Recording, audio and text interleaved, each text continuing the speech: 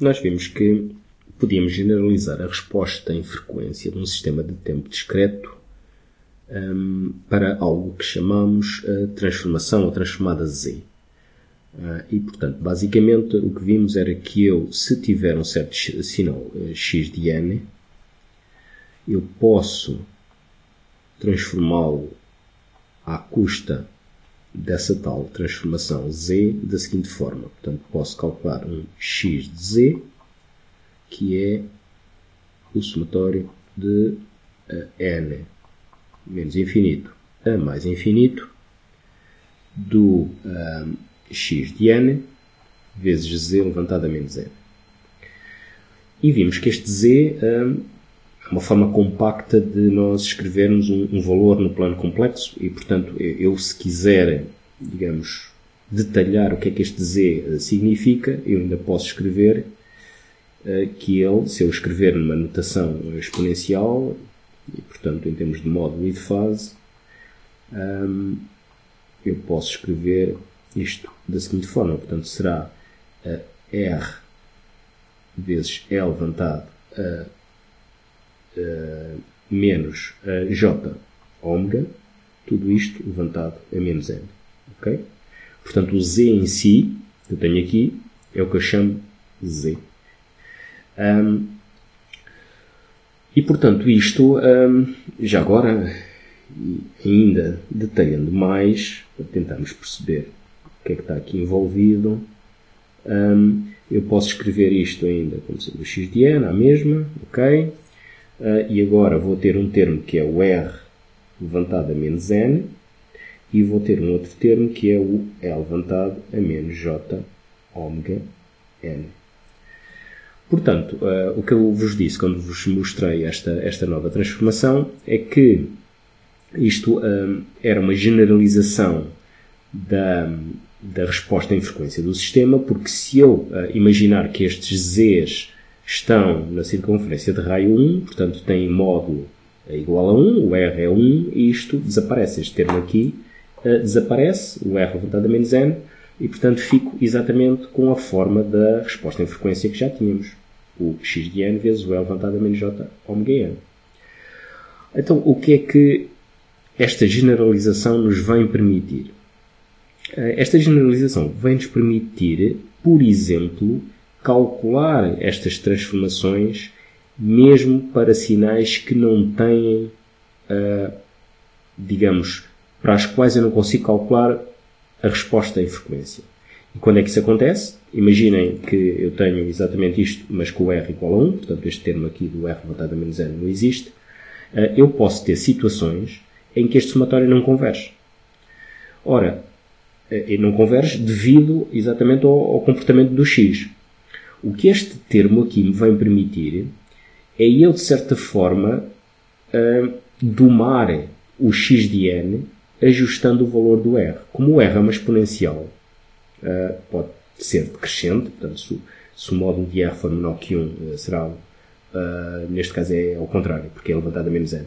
Portanto, se o módulo de R, neste caso, for maior que 1, quer dizer que eu vou ter aqui 1 sobre R levantado a n, e, portanto, eu posso, controlando o valor do R, fazer com que o produto dos dois seja mais bem comportado e que este somatório convirja.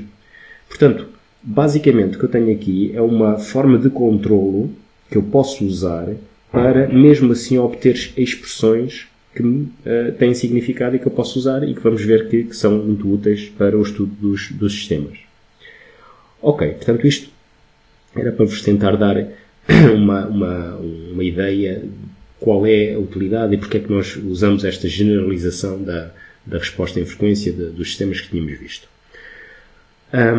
O que vamos ver agora de seguida é o seguinte, que é uma propriedade muito útil da transformação Z, que é a do deslocamento. Nós já vimos essa propriedade para outras transformações e aqui ela também acontece.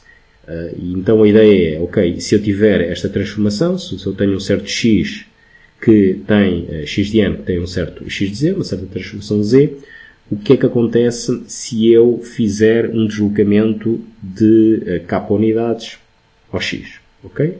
Portanto, se eu agora for calcular isto, o que é que eu vou ter?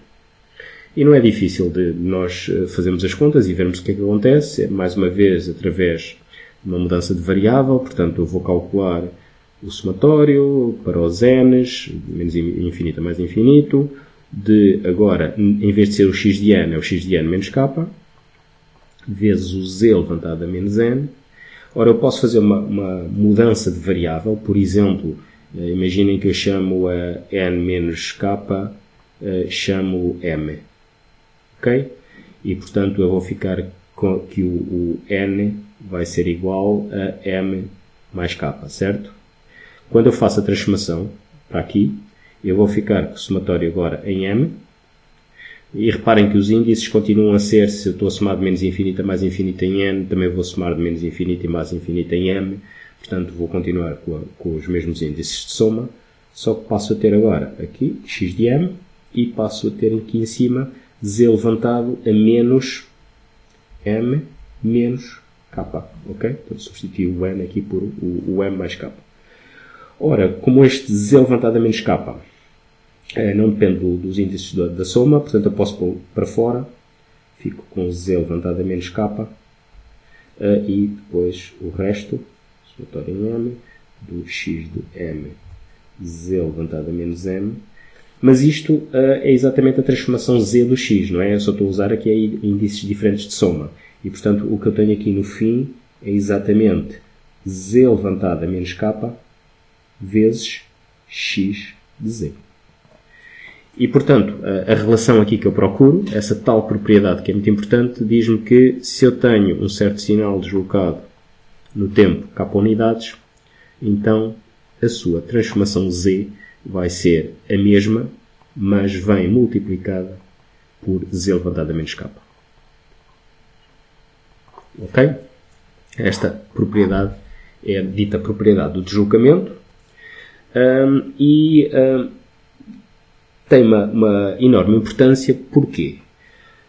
Nós, dos vários exemplos de sistemas que fomos vendo, em termos de sistemas de tempo discreto, usamos expressões que descreviam, que relacionavam a entrada com a saída na seguinte forma. Posso pensar, tenho uma combinação linear de saídas em vários instantes de tempo e, portanto, terei algo deste género. Vamos imaginar 0 até n de uns certos valores, uns certos coeficientes, vezes as saídas do sistema em vários instantes de tempo, portanto, para vários atrasos. E, por outro lado, tenho também uma combinação linear de entradas também em certos instantes de tempo.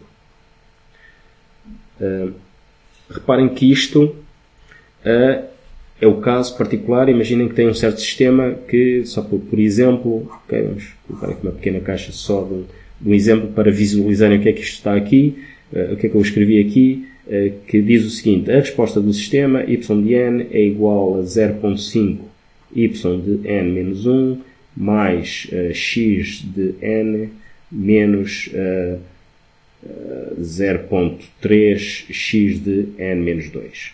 Okay? Isto é uma equação de diferença que expressa a saída do sistema no instante atual, o n, em termos de a sua saída no instante anterior, da sua entrada no instante atual e da sua entrada 2 unidades de tempo anteriores. Ok? Portanto, isto é um caso particular disto. Okay? Isto é a expressão genérica, digamos, para equações deste tipo. São equações de diferença de coeficientes linear de coeficientes constantes e, portanto, a grande parte dos sistemas de interesse podem ser descritos à custa deste tipo de relação. Portanto, é uma das formas de nós descrevermos o sistema. Porquê é que isto é importante agora relacionar ali? Porque se eu quiser passar isto para o domínio Z, o que é que eu tenho que fazer? Portanto, imaginem que eu quero transformar isto, relacionar isto com as respectivas transformações Z de cada um destes sinais que eu tenho aqui envolvidos. Como a transformação Z é linear, como todas as outras que temos vindo a ver, ela, se é linear, é homogénea e obedece à aditividade, quer dizer que eu posso calcular termo a termo as transformações que eu tenho aqui. Como eu sei que a transformação de y de n-k vai ser igual a y de z vezes z elevantado a menos k, exatamente devido a esta propriedade que acabamos de ver, eu facilmente, por linearidade, transformo toda esta expressão para o domínio z. De que forma? Bom, tenho à mesma a soma, ok? Os coeficientes são constantes, mantêm-se, por facto do sistema da transformação ser homogénea, devido à linearidade, portanto, os adianos. E agora, o que eu vou ter é que os y, nos vários atrasos, vão ser transformados nos y de z, multiplicados por z levantado ao atraso respectivo, menos k. Menos o atraso respectivo, ok? Portanto, isto transforma-me esta parte da equação direta. Igual e algo semelhante deste lado. Ok? 0 tm b de k. E agora vou ter x de z vezes z levantado é menos k. Portanto, eu passo uma expressão que está no domínio do tempo facilmente para uma expressão no domínio da frequência.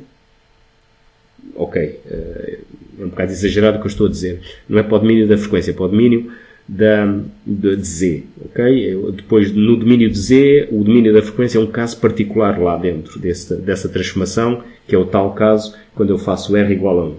Às vezes, por força da expressão, dizemos algo que não é exatamente o correto, mas entendem o que eu pretendo dizer. Portanto, temos uma expressão no domínio do tempo, passamos para o domínio da transformada Z, que inclui, como caso particular, a resposta em frequência do sistema, portanto, o domínio da frequência. E agora, eu posso fazer ainda uma outra coisa, que é, como estes termos em Z não dependem do somatório, não é? Só dependem estes A's de K e estes Z's levantados a menos K, o somatório em K, e aqui os B's de K, Z levantado a menos K. Eu posso escrever isto tudo da seguinte maneira. Posso colocar y de z sobre x de z de um dos lados. E do outro lado, deixo o resto. Ora, qual vai ser o resto? Portanto, vamos lá ver se a gente não se engana. Passo este termo para este lado, ok? A dividir. Portanto, deste lado vou ficar com o somatório dos capas de 0 até m dos b's de capas vezes z levantado a menos k. E aqui embaixo vou ficar com o somatório de k igual a 0 até n dos a's de k vezes z levantado a menos k. Ora, isto desempenha um papel importantíssimo na descrição de sistemas, o qual nós chamamos h de z, e chamamos a isto a função de transferência do sistema. Ok? O que é que esta função de transferência me diz? Diz-me que eu consigo relacionar a transformada da saída com a transformada da entrada, e essa relação entre a transformada Z da saída e a transformada Z da entrada para um dado sistema linear invariante no tempo é constante e é igual a este que chamamos aqui H de Z. Em particular, se o sistema for descrito desta forma, por uma equação de diferença linear de coeficientes constantes, eu vou ter que este tal H de Z é uma razão entre dois polinómios em Z. Reparem que o que eu vou ter aqui é uma sequência de Z's levantados a 0, a 1, ou a menos 1, a menos 2, por aí fora, ok? Multiplicados por coeficientes, e aqui algo semelhante. Portanto, eu tenho aqui um polinómio em z e tenho aqui outro polinómio em z. E, portanto, para este tipo de relação que me descreve a entrada e a saída dos sistemas, eu vou ter uma função de transferência que é deste tipo.